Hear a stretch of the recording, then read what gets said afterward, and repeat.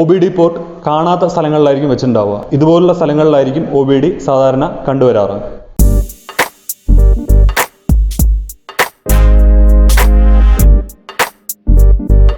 OBD അഥവാ onboard diagnostic ഒരു higher level പ്രോട്ടോകോളിൽ work ചെയ്യുന്ന ഒരു ഡിവൈസാണ്. ഇത് ഒരു ഡയഗ്നോസ്റ്റിക് ടൂളാണ്. ഇപ്പോഴുള്ള എല്ലാ കാറുകളിലുമുള്ള ഈ OBD നമ്മൾ പലരും ശ്രദ്ധിക്കാത്തതാണ്. OBD കണ്ടുവരുന്നത് സ്റ്റിയറിംഗ് വീലിന്റെ താഴെ ഒരു 16 പിൻ കണക്ടറോട് കൂടെയാണ്.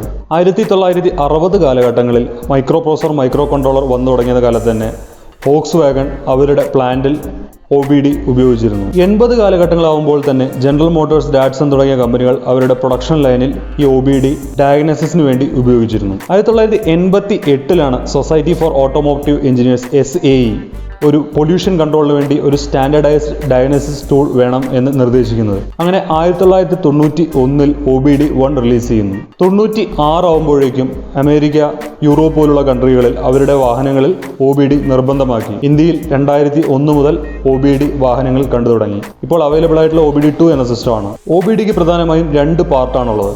ഒന്ന്, വാഹനത്തിനകത്ത് തന്നെയുള്ള മൈക്രോ കൺട്രോളർ. രണ്ടാമത്, ഈ മൈക്രോ കൺട്രോളറുടെ സഹായത്തോടുകൂടി വാഹനം മുഴുവൻ സ്കാൻ ചെയ്ത് അതിലുള്ള ഡാറ്റ മനസ്സിലാക്കാനുള്ള സ്കാനർ. ഈ സ്കാനർ ഒരു സ്റ്റാൻഡ് അലോൺ ഡിവൈസ് ആണ്.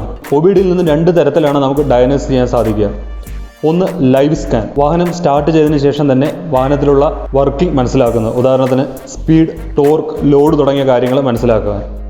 രണ്ടാമതുള്ളത് കംപ്ലീറ്റ് സ്കാൻ ആണ്. വാഹനങ്ങളിലുള്ള 100ഓളം സെൻസേഴ്സ് യൂസ് ചെയ്ത് അതിലുള്ള സിസ്റ്റത്തിന്റെ വർക്കിംഗ് മനസ്സിലാക്കുന്നു.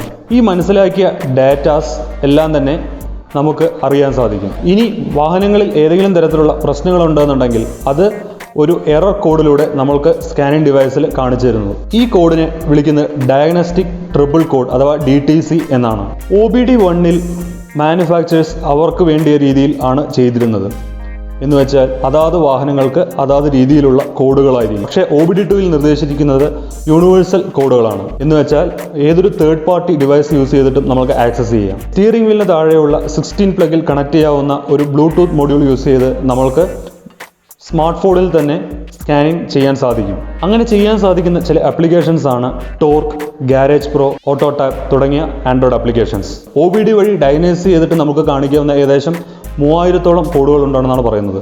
നമുക്ക് സ്കാൻ ചെയ്ത് മനസ്സിലാക്കാവുന്ന ഡയഗ്നോസ്റ്റിക് ട്രിപ്പിൾ കോഡിനെ 4ആയി തരംതിരിക്കാം. Diagnostic code P, diagnostic code B, diagnostic code C and diagnostic code U. P എന്നാൽ പവർ ട്രെയിൻ കോഡ് എന്നാണ്. പവർ ട്രെയിനിൽ വരുന്ന എറേഴ്സ് ചൂണ്ടിക്കാണിക്കുന്നതാണ് Pയിൽ തുടങ്ങുന്ന കോഡ്. പവർ ട്രെയിൻ എന്ന് വെച്ച് കഴിഞ്ഞാൽ എഞ്ചിൻ മുതൽ ഡിഫറൻഷ്യൽ കഴിയുന്നവരേക്കുള്ള ഡിവൈസസുകളിൽ വരുന്ന എറേഴ്സുകളായിരിക്കും. രണ്ടാമത് B കോഡ്. B എന്ന് വെച്ച് കഴിഞ്ഞാൽ ബോഡി എറർ കോഡുകളാണ്. Power steering, air bag, power window തുടങ്ങിയിട്ടുള്ള എറേഴ്സ് സെൻസ് ചെയ്ത് അറിയിക്കുന്നതാണ് ബോഡി കോഡ്. മൂന്നാമത്തേത് ഷാസി കോഡാണ്, C code. ABS, axial, brake fluid തുടങ്ങിയിട്ടുള്ള എറേഴ്സ് ചൂണ്ടിക്കാണിക്കുന്നതാണ് ഷാസി കോഡ്. നാലാമത് നെറ്റ്വർക്ക് കോഡ്. ഇത് ഓരോ വാഹനങ്ങളിലും അതിൻ്റെതായ സൗകര്യങ്ങൾ അനുസരിച്ച് വരുന്ന ആഡ് ഓൺ ഫീച്ചേഴ്സുകളുടെ കോഡുകൾ അറിയിക്കുന്നതാണ് നെറ്റ്വർക്ക് കോഡ്. ഇതിന് വർക്കിംഗ് മനസ്സിലാക്കാം. വാഹനങ്ങളുടെ വർക്കിംഗ് ത്രൂ ഔട്ട് മനസ്സിലാക്കുന്ന 100ൽ പരം സെൻസേഴ്സ് ഉണ്ട്.